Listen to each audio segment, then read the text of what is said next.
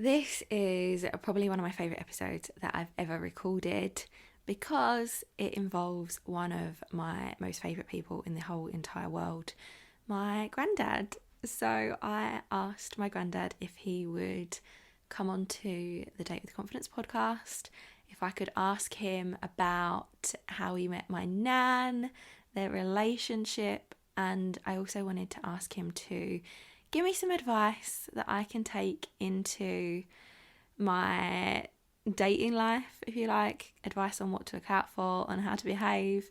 He also shared his opinions on my exes. It was just a really wonderful episode for me to record. My granddad's always been one of my favourite people ever since I was a child. I've got so many happy memories of spending time with my grandparents. Their house is essentially my second home. I've spent my entire life as a child growing up around there, seeing them on weekends. I see them a couple of times a week now, and over the past couple of years since 2020, since lockdown first happened, my granddad's health has deteriorated quite a lot. So being able to have this chance to sit down with him and record this episode, this interview with him, really means a lot because it's been an emotional few years, and I just wanted to capture that information, the conversation forever. So this episode is definitely more for me than anyone else, but I thought that you might like to hear it as well. So let's dive into the episode. Welcome to the Date with Confidence podcast, a place to come for dating advice, support, and stories that'll either fill you with hope or relief that your dating experience wasn't as bad as it could have been. With practical episodes that'll provide you with easy to implement tips to help you feel confident AF on your next date, alongside light-hearted catch-ups where your host Rebecca, that's me by the way, shares her own experience dating after 4 years of the single life. You are guaranteed to end each episode feeling less alone in your dating struggles, empowered to never settle again, and confident that the best is yet to come. And if it all falls to shit, there's a special first season dedicated to breakups. You are welcome, my friend. Subscribe, review, and share with your single friends. Okay. Right. I always feel really embarrassed doing I'm all of a gog. Go on. doing introduction, so I'll probably wait and do the proper introduction afterwards. That's right. But this is an interesting episode today because I've got my granddad with me, and it's funny because when we was kids we used to have microphones, didn't we? You'd brought microphones home from work, and we had that karaoke machine, and I used to record radio shows when I was little, so it feels like a real full circle moment, I guess. So I'm here with Grandad. And he is, how old are you, 81? Be 81 this Christmas. No, 82 no, you'll be 82 this at Christmas. Yeah. Right. 82 at Christmas. And we are going to talk about dating. Wow. We're going to talk about how you met Nan, what you thought of my ex-boyfriends, and I've got some questions from the listeners as well. So, first of all, tell us how you met Nan. Well, she used to work at a shop in Dagenham called Pollard's, and I used to work in the shop at Hainault for the same company. And I phoned the manageress up one day to find out if she'd got some stock that I needed, and she had. So I went over there to pick it up, went in the shop, picked it up, just caught a little glimpse of what is now your Nan. Went back and thought, she looks nice, but never took any notice of it, you're busy. And it was coming up for Christmas time, and we all then had to go and do a Sunday at the warehouse, loading and packing and everything else. So we was up there, we was packing, and I never saw a Nan all the way through it until it was tea break. And we used to have to queue up where the ladies served the tea, and I was behind what is now your Nan, just standing there, and this great big oaf just pushed past and said, "I want a cup of tea, please." And I walked up and grabbed hold of him and said, "You go back in the bloody queue and wait with everybody else." Back pushed in front of this young lady. And then it was, and had a cup of tea. She was all shy and timid as she was. And then I thought to myself, well, I like the look of her. She's nice, and I think she's the one I'm going to marry. You get a funny feeling. And I even told my mate Jimmy Jones. I said, that's the girl I'm going to marry. He said, no. He said, bet you £5 you won't, but he still owes me the £5. And then I went back there and I used to buy little glass trinkets like Bambies and deer and I used to pop them through that box at Dagenham, named like for her, because she only lived up the road. And then I asked her if she'd come out with me. And her little mate there, no, don't go out with me, he's too short. But she did, and we did go out. And I believe on the first date we went to the pictures to see something. And I got me pullover on Inside Out, which one of my customers had knit for me. And it was called a nippy knot pullover, knitted wool. But after that, we just started going out steady, and things progressed, and then we got married. How long were you together before you asked her to marry you? I think it was. I don't think it was. I think it was only about 6 months to 9 months. Not that, because we married in '66, so I must have met her in '64. 63, perhaps it was 63, I don't know, I can't remember now. And probably about the end of 63, like, I suppose about in 64 sometime I asked her, and then we set the date for the wedding, which was 1966, which is a little church round the corner to where she used to live, and the vicar was Vicar Eddie Stride. I always remember his name. And the wedding day went nice, but before it happened, apparently they were a bit late picking me up because one of their cars broke down. So anyway, eventually picked me up and we got there all right. But then during the reception at his mum's house, his dad said, I want some more money. I said, what do you want money for? Oh, he said, the car broke down, so they want to... I said, well, if their car broke down, they said, no, they need money, so I'll give him this money. And of course, whether he paid them or not, I don't know, I never know. And then I thought, what am I paying out money? Because their car broke down. It's not like it was your fault. No, that's right. And we lived at Dagenham for roughly 2 weeks, because I'd already applied to my governor if I could have a flat somewhere. And one became available at Dagenham, Wood Lane, Dagenham. And within a fortnight we went in there, had a little look. Nan was there. And I said, a little bit of doing up, it'll be all right. Of course, she just started crying, you don't like it. And I said, yes, I do. And then we lived there for 15 years. But while we was there, we had Karen, which is your mum, which was lovely. And so 15 years. And I said I would never buy a house because I wouldn't saddle myself with that much debt. But they decided in their wisdom, the Dagenham Council, that they weren't going to widen the road at Wood Lane. And that would have taken easy 2 to 3 foot off the pavement, which was nearer the front of the shop and louder, and the traffic would have been... You couldn't open our windows during the day anyway because of the traffic. And then we decided to go and have a look at these houses, and we had a look at one at Ilford somewhere. It was just like derelict, and we said no to that. And then we had a look at several more around, and we got home to the flat. Your mum was about 13 at the time, I think, or perhaps 12, I can't remember. And I said, look, there's another one at, I'm not going out, I've got to... I said, for Christ's sake, come on, we've got to go and have a look at it. Anyway, we got in and we turned in the top of the turn, and the first word your nan said to me, I can't live here, there's too many trees. And I think I just went ballistic. Anyway, we come and looked at the place, and there was Mr. and Mrs. Walker, funny enough, used to own it, but it was no hot and cold running water downstairs, it was just cold. Where the settee was, if you pulled the settee out, they'd painted round it.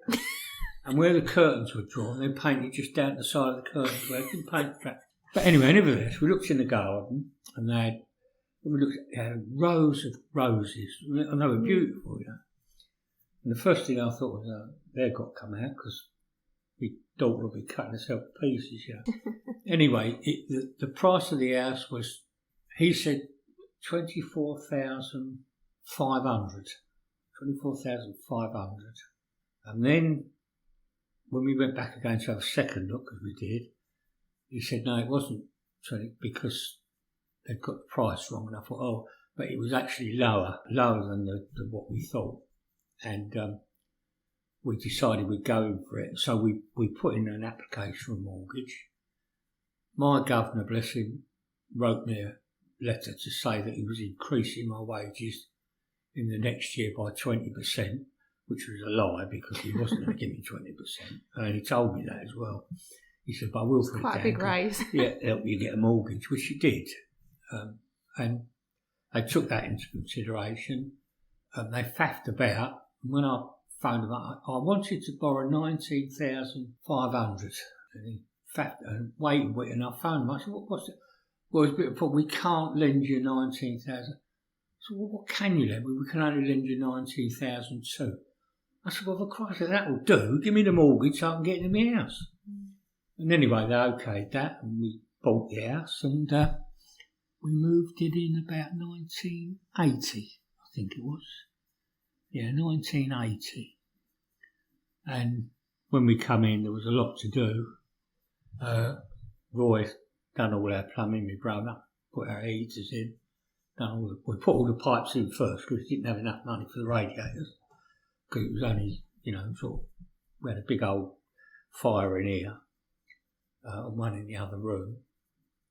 And then he was doing a bit of pipe work, like running the water like for the radiators. And he said to me, I wouldn't like my daughter to live in this house. And I said, why?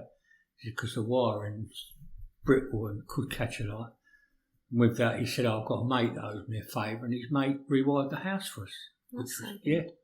All I did was to pay him the cost of the wire and everything else. And then we've gone on from there. So 57 years later, we're... Still happily married? Most of the time. No, we're still happily married. Yeah, I wouldn't do that, But how did you know that she was the one, though? I don't know. It's just that I looked and thought, that's for me. Because you hear, I hear stories about that all the time where people always say that, but I've never experienced No, it literally was love at first sight. Oh. Despite what I've told you before, Yeah. It literally was love, and I thought that's the girl for me, That's so cute. So, yeah, no. Well, I think if you're going out with somebody and it don't feel right, it's not right. I mean, we always felt right. Yeah. So, I mean, I've got to be honest, her mum didn't like me. Really? Did you not? No, not at first. Why? She thought I was too, a bit cockney, a bit brash and a bit, but she soon warmed to me. And then her brother Freddie was talking one day, he said, do you reckon you'll be able to look after her? Which really riled me. I said, well, I can protect her, don't you worry about that. And of course, his life and my life are entirely different. Yeah.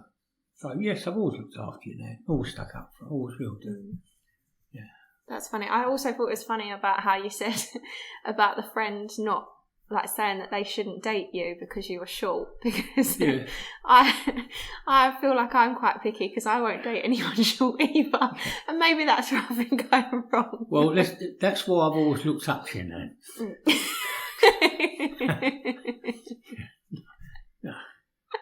No, I just knew she was the one for me, that's all. Yeah. And it went on from there. It was smashing.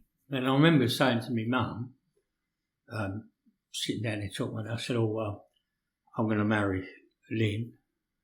And the first words out of her mouth was, I won't believe that till there's a ring on her finger. Well, there was. We got engaged a little while after that. How did you engagement at my mum's house. How did you choose the ring? Nanny. Nan chose it. Yeah, we went out and chose it. I wouldn't go out and buy it. Oh, okay. Because your nan is very... particular. Yeah, that's right. I was going to say picky, but particular about what she likes. Yeah. And we went to I believe, a jewellery shop in Ilford. Picked it out and got it. Yeah, it's a nice ring. Yeah. And then we did the same with the wedding ring. Done the same, Oh, you read? Did you wear a wedding ring? No. Well, I had a ring. I had 2 rings actually. But the gold, and it wasn't for wedding. It was just for Christmas. Started to itch my skin. Oh, okay. So I actually took it off, put them in the cupboard, and when we had the burglary, burglar Bill took them.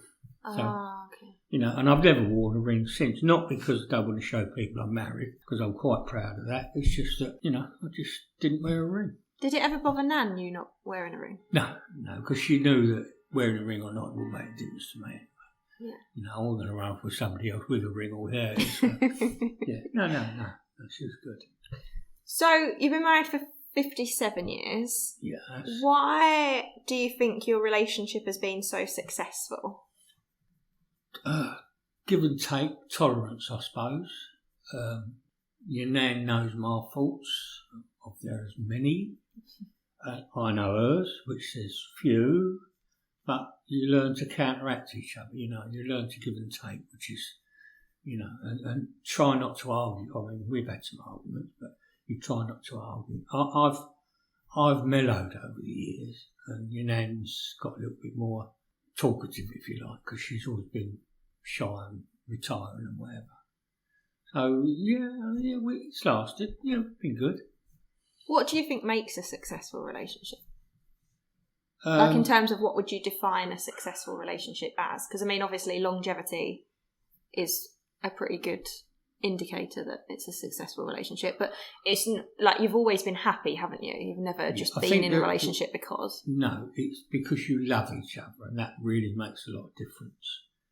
If you really love each other, then you can get over anything. And we have, we've had our little low points, and we've had some really high points, like when your mum was born, and then when you two were born, which was lovely. It just filled our lives. And we've always said family is the main thing about it. Always family comes first. So. But at the top of the rank is your nan. I've always put her above everybody else. So, it's been good. I think once you know you really love somebody, then it's easy. You can just meander through life and, we've done some silly things, not major silly things, but, like drink driving and silly things like that, But in our day, there was about 3 cars on the road. So, it's a bit different to nowadays. And I'm ashamed of myself for doing it because I know I shouldn't. But it wasn't blotto drunk, but I knew I'd been drinking, and, sort of. But no, it was. I think it's when you really, really, really love somebody, then it makes life easier. Yeah. I was going to ask another question. I can't remember what it was. No, I can't remember what I was saying anyway. We were talking about what makes a successful relationship. Yeah, I'll give and take. Why did you make that decision that Nan was always going to come first? Like, what made you... Because I don't know whether that was necessarily modelled to you with your dad, was it? Did your dad always put your mum first? My dad used to look after his mum in monetary terms, and he used to call in to see her. And my mum was very, very jealous because he didn't spend the time with her that he should have spent, let's put it that way.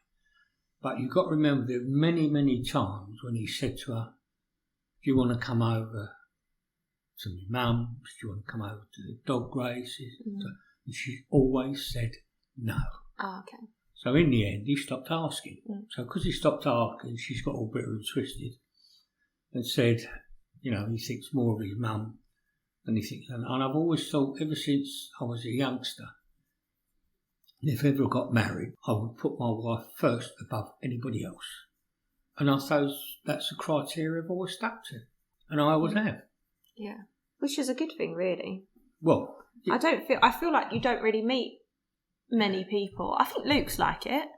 Like, I think Luke definitely puts Hannah and the kids first and the kids, which is right. And I used to put your nan first and then your mum. Yeah. And when after your mum, it was you two, and I've always put you above. And we've gone without quite a few, without sounding as without a few things to make sure that you've been all right and that your mum's been all right. And that's just followed throughout our life. We've looked after you. And that's when your mum was born, I swore that I would look after her to the best of my ability. And when you were born, I said the same. And when Luke was born, I said the same. And I think I've done a bloody good job. Yeah. I think you have. Yeah, no, I've done well. I mean, I agree with you there. I've loved having your kids and running around the garden. You've kept me young and this, that and the other. And now, of course, I've got Luke's two little ones that's making me feel, looking forward to life again, which is good. Yeah. Yeah, that's sweet. Okay, let's change gears slightly and talk about... Let's talk about my ex-boyfriends and what you thought of those, because you've met 3 of them. Right, okay. Well, so start with the first one.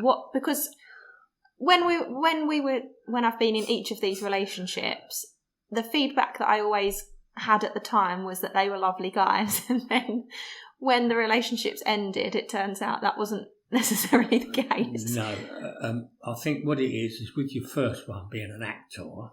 Yeah. I think your nan thought more of him than I did. I thought he was a little shit from the word go. I mean, I've worked with people all my life, and I could look at somebody and know that they were wrong. And it wasn't because he was going out with her, with Rebecca. It was just I knew that he was a selfish little pig. And he was. He was a selfish little pig. And the times I've had to pick Rebecca up from his house, 1 o'clock in the morning, because he's just gone out and left her. Now, to me, a bloke don't do that. I don't remember that. I remember there being one time where we'd had an argument, hadn't we? He wasn't talking to me. No, and he went in the other room with his mum. Yeah, he was in the other, because I think they had visitors. I'm pretty sure his mum had a friend round. Oh, did it? Oh, well.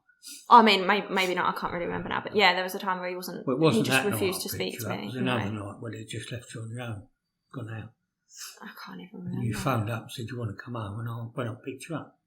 In East Ham, which was... East Ham, yeah. Ages away. Oh, yeah. Well, didn't matter, did it? Well... You needed help, I was there. I've always said I'd be there for you, and I always have. Well, I hope I always have been, let's put it that way. Yeah, of course you have. See, you didn't like him, and I was with him for a couple of years. Yeah, no, I still thought he was a little shit right the way through. I've often said to your nan, he's no good for her. Yeah. He's a selfish little pig, and he's not going to put... She needs somebody to put her first. Mm. But then that's my criteria as well. Perhaps that's come into it. Yeah, maybe that's what I need to... And your second one was a bit of a Jack the lad who thought he could rule the roost. Yeah, he was like the first one that I was properly in love with. Yeah, well, for about 6 weeks. 3 months. 3 months. And we went out to dinner once, and he insisted he was going to be the big guy and pay money. And I said, no, he ain't. And he said, oh, yes, I am. And I thought to myself, no, you're not. Mm. And I told him, no, there's no way you're going to pay for this meal. So don't keep on about it. And I don't think he liked it very much, but I didn't like him either. No, I think probably... we'd been on a family meal, hadn't we? Because we'd had... Right, there was quite a big group of us that had gone out. Yeah. And I think... It was some occasion. We'd gone down the road, hadn't we? Yeah, you asked me if you could go. Faraglioni's. I think was it Cran? I think it was Faraglioni's down there. Whatever that was. And Pat and Steve were there. That's right, yeah. It was quite a big meal that we'd gone out for, and he was like very insistent, and I suppose being like 21 or 20, was he 20, 21? He kind of thought he was, I don't know. Yeah. I'm the big boy. Yeah. Had he been a little bit more tactful and said to court, can I help pay for this? I would have said, no, thank you very much. But this is on my treat, and that's it, because that was my birthday or something like that. Anyway. It might have been your 70th, actually. No, for me 70th, I think your mum and Christine and Nan took me to a pub in the country somewhere. Right. I'm sure they did, yeah. I mean, it was 12 years ago. Yeah, I'm sure. So it could have been... I'm sure for this, because I remember your mum bought me that radio for me 70th. Oh, I don't know. Anyway, yeah. Might have been. But then he swiftly exited the scene. That's right, yeah, leaving you upset, and because he was a liar as well as anything else. Yeah. The next one I quite liked, although liking him has never been. He's not going to be any good for her. Not he's not good enough for her, but I've always thought that he wasn't good to her, and he wasn't going to put her first, and he was selfish, and he was a bit of a nutcase because he would lose things, and I'm sure I think he was just a bit careless. I'm sure he was on the wacky backy most of the time, but I'll never know that because they won't tell me. But him, I liked to a degree, but although I never thought he was for her. So, you liked him as a person, but just not. Yeah, I liked him. I got alright with him. Yeah. Yeah, I think he was probably the nice. Was he the best? Always. The best out of a bad bunch. Well, you stayed with him for how long? 5 years. Well, 5 years. So you know what that 5 years was to you, I don't know. We often used to think he didn't look after you properly. Yeah, but I suppose they all come down to that same. Like, I was never number one. No, that's right. But well, then, I mean, if I was going to get married now, and I was like youngster, your age, whatever, and I would always think, right, as soon as I get, not before you get married, because it's a little bit different. Once you're married, your priority is your wife, and that is your first priority. Anything after that goes down the line. Yeah. So I always thought that him would never, ever treat you as you should be treated. But then, perhaps I'm wrong, perhaps I'm thinking he should treat you like I'll treat you. And it's a whole different ballgame, isn't it? Yeah. So, I mean, he was all right, but I knew he wasn't for you anyway. So. Yeah. Okay, so now I'm back in the dating arena after 4 years. Don't pick anybody that picks his nose. So I obviously told Grandad the story from a couple of weeks ago, the near perfect date story, which you can go back and listen to if you haven't heard it yet. What advice would you give me now that I'm dating again? Find somebody that will treat you with the respect you deserve, and you treat him the same. Find somebody that's quite willing to pay for your meal without this half yours and half mine. And then if you continue to date and decide that you will split it, fine, that's okay. But I'm always old school. If I ever took your nan out for a meal, which never happened because she did like going out for meals, I would pay. And that would be the end of it. I would pay, and that's it. Because in my day, the bloke paid, the woman didn't. And when you got married and you formed a partnership, and you just go along, you split everything equal anyway. I mean, these people that get married nowadays, that have got separate bank accounts, I could never understand that, because if you're a married couple, why should you have separate bank accounts? I mean, from the time we opened up our account 50 odd years ago, it's always been in a joint account. And I've never wanted any different. And money's never been my criteria for getting on in life. I think my criteria in life is to please people, to be nice to them, for them to be nice to me.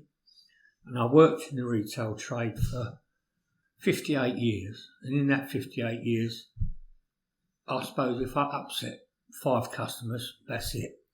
But they've started it. So, it's not been, I've never been aggressive to a customer. I think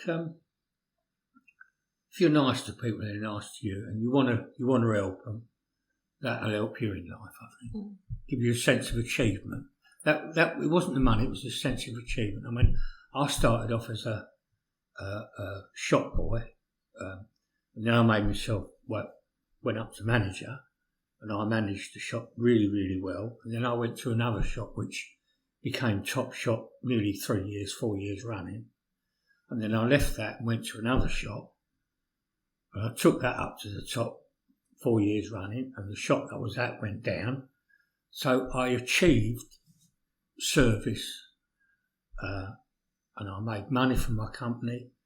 And we used to get commission ourselves, so I made commission, but money's never really come into it. It's always been achievement. I've achieved it. And then I finished up being an area manager, which I was quite successful at. I mean, I had a few failures, but you do in life. I was successful. My group suddenly became one of the top groups in the company for doing well, and lot less stop loss because there was pilfering. And I just think I achieved that. And it wasn't me that left the company, it was the company that left me because they went bankrupt. So after 58 years, I left there because I had to. I made redundant. So 58 years? No, can't have been 50. Can't have been 58 years. No, not 58. What am I talking about? Because you've been married for 57. 38. Yeah, that's right. Yeah, 38. Because I reached the end that I couldn't pay any more into my pension, and if I did, it wouldn't make any difference. So that's 38, 39 years. I think it did by the time I left, and that was the end of that. And Christine, my sister-in-law, well, you know Christine, got me a job at Near Post, and Nan's shop weren't quite closed then, so the shops were gradually closed. And I used to see your Nan walk past Near Post every morning, and that used to break my heart because we'd always worked together, you know what I mean? But after a little while, got used to Near Post, they got used to me, finished up sort of virtually running the post room in respect that if anybody wanted anything done, they always came to me. Why, I don't know, because I wasn't a supervisor or in charge or anything, but I could get things done. Yeah. And I worked there for 11 years till I retired, which was good. And I worked there, and Mum worked there, and Christine worked there. Yeah, that's right. So we all ended up working there. But I remember when we was kids, we used to come in and see you sometimes on the way home from school, because Nan used to come pick us up from school when she stopped working. That's right. And then we'd get the bus, and then we'd sometimes come into the post room, and I'd get to go and do the post delivery. Yeah, that's right, you do the post for me, yeah. That was so good. Do you think working with Nan, I know you weren't always in the same shop, but in the same company, do you think that was beneficial to your marriage? Well, it was to me because I always felt I was looking after her. Okay. I knew where she was, and I knew if she wanted me, I could be there. And it was such a... I mean, I used to drop her off most mornings, but I always dropped her off early so I could be where I was supposed to be on time. Yeah. But people in the company thought it was, he's always dropping his wife off. Yeah, well, I was. But it was always early, and she always started work half hour, 3/4 an hour earlier than you should. So they were gaining, you know what I mean? Yeah. And then I used to try to pick her up, if I could, of an evening. But that was the protective side of me, because I knew Nan didn't like buses and she didn't like getting on trains. And so that, but yes, it was beneficial that I could look after her, and that was it. Did you used to talk about work when you came home? Yeah, we had a little chat about it. Not in... I mean, Nan used to tell me about her shoplifters that she stopped, and I'd tell her about what I've been doing, and, you know, talk. Yeah, no, we used to talk shop, but then don't forget your mum was here. Sometimes we'd find out what she'd been doing, which was not very forthcoming because she didn't like talking about it. Yeah, no, we used to have a little chat about it, about what we're going to do, and then I would perhaps pass on a little bit of information that I've got to pass on to other managers, but I would do it at home, so it's not in the shop, and she don't have to object to what I'm saying in the shop. She could do it in here. Yeah, we should have a little chat in there about work, but not in depth. I mean, we just got on with life. Yeah, fair enough. Okay. I want to know this, because I know you said that when you saw Nan, it was love at first sight, and you just knew that she was the one. Mm-hmm. How am I going to know when I've found the one? You will know if it's really meant for you. I think if you look at somebody, you would know. But you've got to remember, I was lucky because I thought she was the one for me, and she was. You could think it's somebody for you, and it wasn't. That's true, because I definitely thought that about two of my exes. That's right. It could be that, you know, but I do think personally, if you're like me, when you look at somebody, you'll know in your own mind and in your heart that that's the one. But of course, if he doesn't reciprocate, it's not the one. You know what I mean? It's got to be a two-way stretch. Right. So then I just have to deal with the fallout that you comes from that. You just have to deal with the fallout. Yeah. So you just have to hope that you get a partner and he treats you right and you treat him right. That's the main thing. I think that's important as well. I feel like a lot of people nowadays focus on the man's got to treat the woman right. It's all about the way that the man behaves. And I understand why those conversations are happening, because obviously women are treated badly all the time. But I do think you've got to have that equality of like, Nan looks after you, you look after Nan. That's right. It's got to be two-way. Yeah. What sort of person, in your opinion, should I be looking for? Someone like me. Okay. Not short. I was going to say Not short, bald and 82. Not short. Not bald, not 82. No. Somebody that will care for you and look after you and really care for you. Not just, when it fancies it. Somebody that will care for you. And of course, you've got to care for him. So that makes a lot of difference. That's very true. Okay. Our last couple of questions. Go on then. These are from our listeners. So the first one is, how was dating back in the day? Like, how was it different back then to probably how it is now? Well, I mean, today I think it's all clubs and, not discos, because discos was my day. But in our day, I mean, when I was courting you now, it was the cinema, or we go over the park, or we just stay in, And of course, there used to be a couple lived next door to us, used to live in the doctors, they had children, and they would ask us to babysit for us. So we'd sit them there all night and babysit for them, look after them. Yeah, Yeah, Pete and Dave, Pete and Dolly, I think it was. Yeah, we used to look after their little ones. And that's it. And then you went out for walks. You didn't, let's say pictures, you didn't go discos, but pictures. Or you just had to drive in the car. It's not like today when it's all internet dating. And it was more personal contact then, rather than over the phone and over the internet. So sounds a lot more simple, like simple dates, whereas now they're a bit more extravagant. I mean, you weren't under really, went out with your nan for, say, a year before we got married, but there was nothing really that made you think, I've got to do this, so you want to go pictures tonight? No, I don't really feel like. So you stay in, or else you go out for a walk, or else, like us, we were arranging the marriage and sorting things out. And you just meander through it, really. Yeah. I mean, there's no great depth to it, just meandered. And that's what I thought I've done most of my life. I've just meandered through. I haven't really done anything great, but, I've just got I'm drop of the water. Yeah. Yeah, so I've just sort of poodled through life, really, if you like. Did you ask Nan to be your girlfriend? Because nowadays, the way it happens is you meet someone, typically online, you go on a few dates, then you have a few weeks or months where you then decide, okay, we'll be exclusive. So you're not dating anyone else, but you're not boyfriend and girlfriend. And then you wait a couple more months and then someone says, do you want to be my girlfriend? And then you decide to be girlfriend and boyfriend.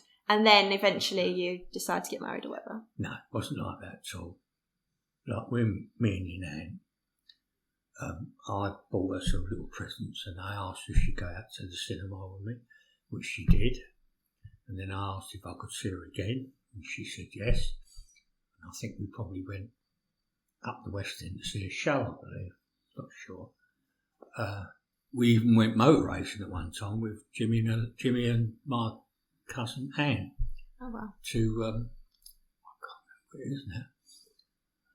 And we watched them, and they were freezing cold. I mean, me and Jimmy were enjoying ourselves because we watched them. But in the end, we took one look at them and said, no, we've got to take them home early because they're too cold. So you actually left the motor racing to take them home? We left the motor racing. Well, we both did. I mean, Jimmy said, no, I can't see them sitting out. It was really, really bitter cold. That's so different. I feel like nowadays I'd have been sent home. It'd have been like, go on, you go home and I'll stay here and watch the racing. No, we brought them home. But after, I mean, it was just a natural progression. I just said to your nan, oh, can I come round on Saturday or Monday or whatever? And it was, yes, fine. So you just got into, it wasn't you're my girlfriend, it was just you're together and that's it. And then you say to somebody, oh yeah, that's my girlfriend. Yeah. But you don't mean it as, oh, she's mine. Yeah. Like she's exclusive, but that's my girl, we're going out at the moment. We're courting, if you like, in the old-fashioned term. So, it was just a natural progression. You just went from going out for a couple of dates to going out more dates and then just going out together, and that was it. Nice. Much less complicated. Yeah. I mean, we never actually called ourselves fiancés or anything like that. I mean, that wasn't the thing in our days. We were engaged to be married, and that was it. Yeah. You weren't a fiancé or a bride to be. You were just engaged. Yeah. Good. Cute. What do you think of dating apps? I think they're a load of rubbish because, to be honest with you, me at my age, I think meeting somebody over the phone or dating apps, they could say what they like. They could say they're 9 foot tall and they're short, fat and tubby like me. And you'll go out and you'll think, what a disappointment. Why not go out and have a look around and see what's available? You see lots of nice girls, lots of nice blokes about that will take care of you and manage. Not these ones that get on the phone and say, look, I've done this and I've done that. It's never been proved. Go out with them to find out. But you don't. I think meeting face to face rather than all these apps is just, it seems to make things too easy, and half of them never work out anyway.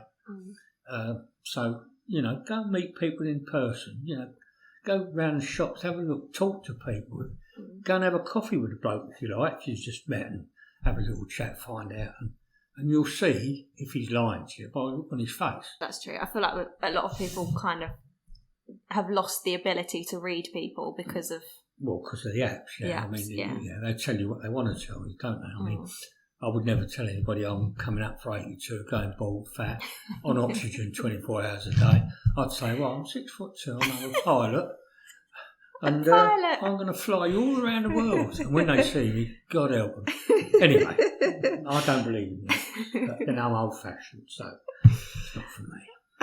Okay, what's one piece of dating advice you would give to someone in 2023? I think to try not to embarrass yourself. Oh, what does embarrassing yourself in look any like? way, shape or form. Okay. Like if the chap says to you, I'm going to pay for this meal, you don't say, oh no, I'll pay for half. Because that's an embarrassment to him. Ooh, that's because he's saying, well, does she think I can't afford to pay for her? Why is she saying she has to pay half when I've not even asked her? So he's embarrassed, and then you look at him, you think, oh, I've embarrassed him now. So you're embarrassed. So try not to embarrass each other. That's the best bet. That's very interesting. And try to be relaxed, because when you're relaxed, you're all right. I mean, if he's a chatty person like me, you'll chat all night and you'll probably think, oh, I'd like to go out with him again. If he's one of these that don't talk much, like your brother, you think, deep, dark waters and run deep and all this. So just don't embarrass yourself. But that worked out all right for Luke and Hannah, because Hannah talks enough for the two of them. Right. Well, Hannah's a lovely girl, she's bubbly. So, obviously he knew she was fit. Yeah. In whatever way he found out, I don't know. But yeah. And I don't suppose for 1 minute, I suppose she might have embarrassed him on a few occasions, but they were getting married then, so it was all right. No.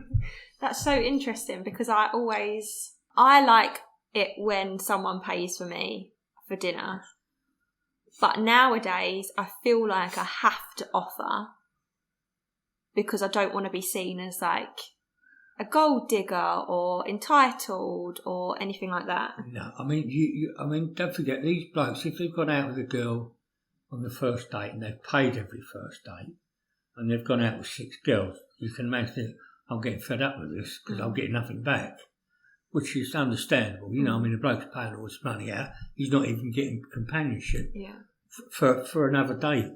So I can understand him, but I always think, being old-fashioned, the bloke should pay at least on the first date. Yeah. You go out again, then you say to him, well, can I pay half because you paid the first, let's be fair.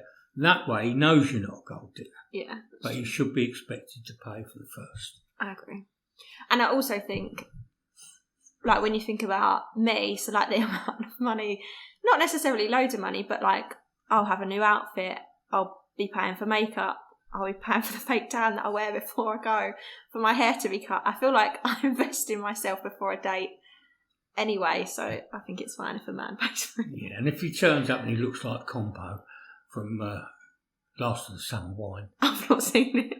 He looks like a tramp. Oh. He's always got welly boots on. don't go out with him. Okay. Because that'll be me. Okay, I think that is all the questions that we have. Is there anything else that you would like to add before we finish? No, only that I've had a long and happy life. I've always enjoyed what I've done. It's been a happy family life. We've always enjoyed your kids and the grandchildren. So, life's actually been, I know the last 3 years has been a little bit bad, but then when you get to my age, bits start falling off anyway. So, it's like an old banger, wing falls off one day and the mirror the next day. Well, that's it until the roof falls in, and then you've had it. But no, I mean, apart from Nan not feeling well too at the moment, we've had a really, really good life. So we can't complain. We Lovely. do, but we can't. That's brilliant. Thank you very much. All right, love. Thanks so much for listening to the Date with Confidence podcast. I hope you've enjoyed this episode. Subscribe, rate and review, and share it with your single friends.